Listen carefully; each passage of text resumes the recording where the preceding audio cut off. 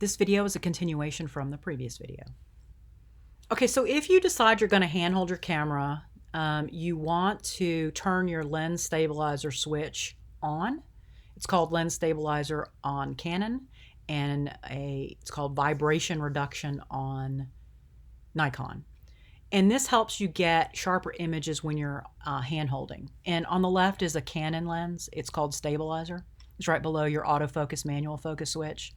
And on when you're hand holding, but definitely off if you're on a tripod, because it actually, while it works really well while you're moving the camera around holding it to help stabilize your lens, the mechanism actually, when you're on a tripod, will reduce the sharpness of your images. So off tripod on tripod off.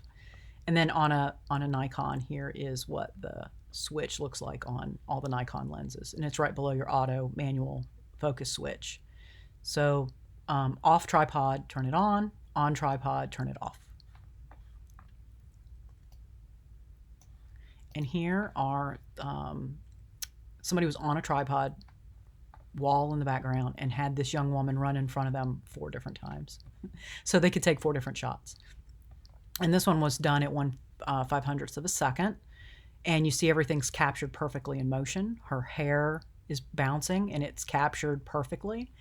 This is a great shot in terms of the shutter speed capturing the motion. The quality of it's not very good. It's overexposed. However, she's slightly off the ground. There's the shadow. Her hair is perfect. Her arm. This is everything about this is perfect except that it is overexposed. So now look what happens. We've just gone a 125th of a second slower in this shot, and we already have motion blur. And that's just a bad shot. And that is something you would delete if you took that. Okay. And then now we're down to 1/60th of a second, and you got a significant amount of motion blur. And then 1/15th of a second, you can barely tell that's a person. Okay, so that's the difference in shutter speed. In this case, the camera, this was set to shutter priority. The camera determined the aperture, and the photographer had already set the ISO. And I would have said that they probably should have overexposed this, but we'll get to exposure control to get the right lighting. Because when she's moving like this, if you know that you're going to shoot this person running, have them stand in front of your camera in advance and take readings, right? Click on this, take a picture, take like a picture of her standing there. Say you focused here, take that picture. Now we know white is going to expose differently than black. And so what we would want to do is once we took that test shot, we would see what our exposure is going to be, and then we could adjust our exposure compensation for it so that when she actually began ranning and we shot this, then we could get the correct exposure at that time. So doing those test shots in advance really helps save you when the person's actually going, because you can now take this into Photoshop, obviously, in Lightroom and modify it. But as much as possible, you don't want to edit your photos. You start to reduce the quality and the sharpness of them when you do. Okay, and so here is an example of shutter speed and an example of why motion blur is not a bad thing. Personally, this was shot with an aperture of f/16 and a shutter speed of 1/2 of a second. Now, they say here it was too slow to capture the pigeons in flight. I love this shot for a bunch of reasons. There's enough of a pigeon here for me to know these are pigeons. It's a park, and there's somebody walking, and you know what happens when you walk towards a bunch of pigeons, they fly away. And this photo indicates that. I think it's beautiful. I think it's great. It's what is considered a fine art photograph. Okay, so the one in the middle is these are the same exposure because what's happening is as the shutter and the aperture change, they adjust to maintain the same exposure. And we'll talk about that. I haven't got into that yet. I want to just start with what aperture is, what shutter is, and then we can start talking about the relationship between them. And that's how your assignments are going to work. You're going to work with each one individually to see what they do individually, and then we'll talk about how they work in comparison. Okay, so for this one, we've got an f4 aperture, so it's medium, right? So we had the small aperture here, we've got a medium aperture here, and the shutter speed is 1/125th of a second.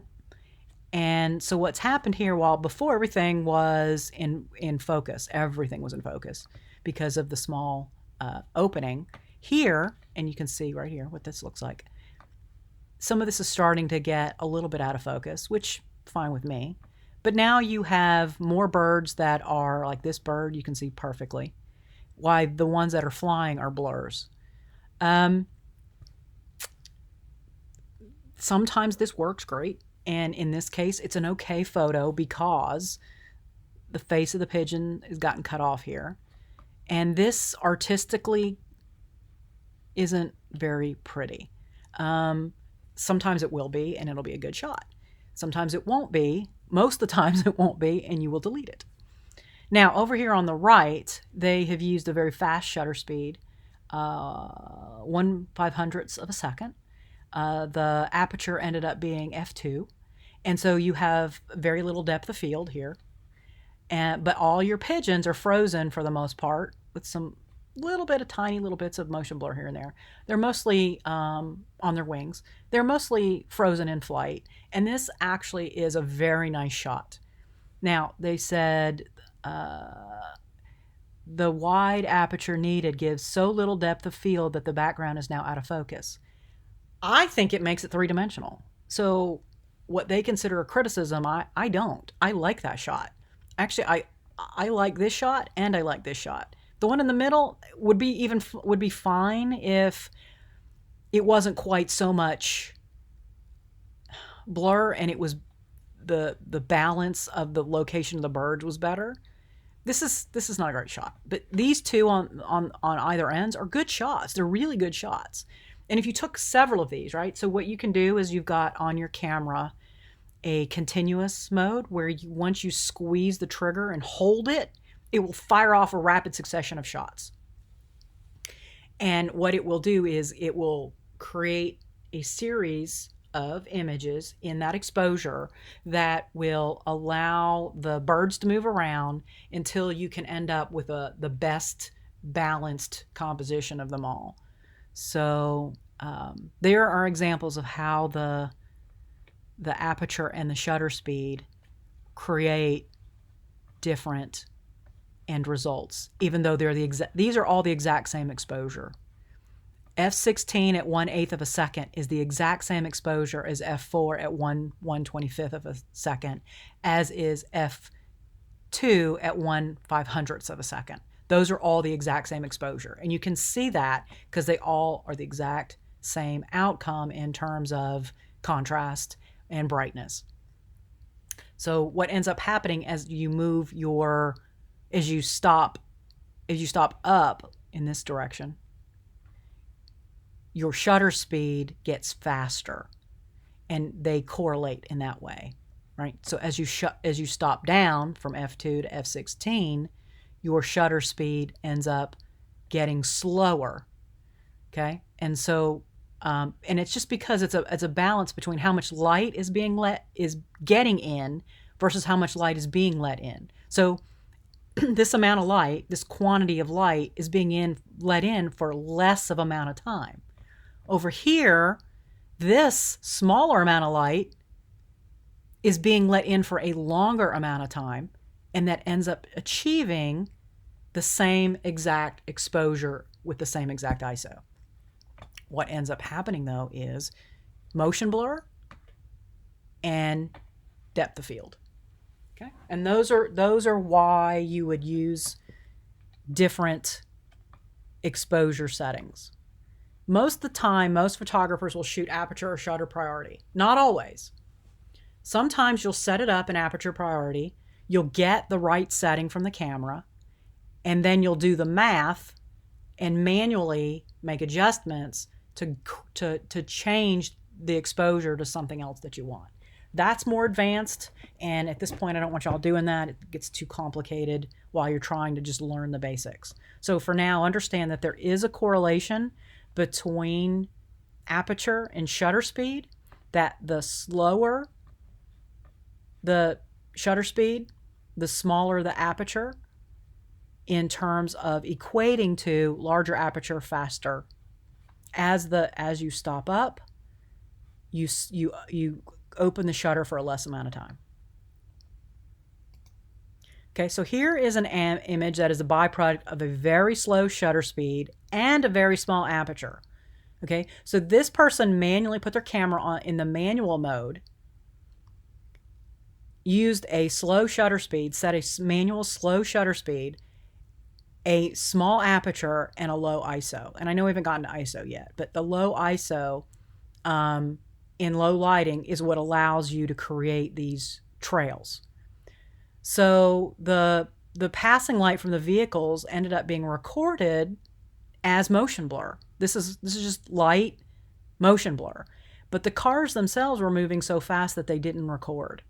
And so you get this beautiful shot. And you can see the people that were walking are in motion blur, but not much. And the buildings in the street obviously aren't moving. So as long as this is on a tripod, this is the result you get. Here's another example of intentional slow shutter speed in order to capture the movement of the dancer. This is abstract expressionism, right? You don't see the dancer. You see multiple versions of her in motion, and it's beautiful, right? This is beautiful. This is fine art photography. This is great. It's an artful application of the principles and elements of design, capturing a body in motion in a single image. And the leading lines in this work are very organic and fluid, right? You can see those lines, right? It's creating this beautiful organic biological movement. It's gorgeous. The color is just in the middle, right? The red from her clothes is just in the middle, just enough color to really make it nice. And then you do have some things like her foot that are in focus that help define that it's a person, even where you can't see a person at all. It's just that's really nice. The only problem I have is I would have come in here and lightened this up. I would have been post edit. That foot's too bright. It needs to be darker. You can darken that down. And possibly the same with this. But otherwise, that's just a really beautiful shot. Okay, and then this one is the byproduct of a very fast shutter speed that was intended to stop the motion of the water. Because when we see water, it usually is flowing. It flows fast, so we usually see the motion blur, which creates the waterfall. Here, these young men were playing in the fountain, and the photographer captured the swirls of the water in motion, and it made these really gorgeous photos. This is just great. Okay, and so that's shutter speed. Okay, so we're going to stop here in this video, and we will continue in the next.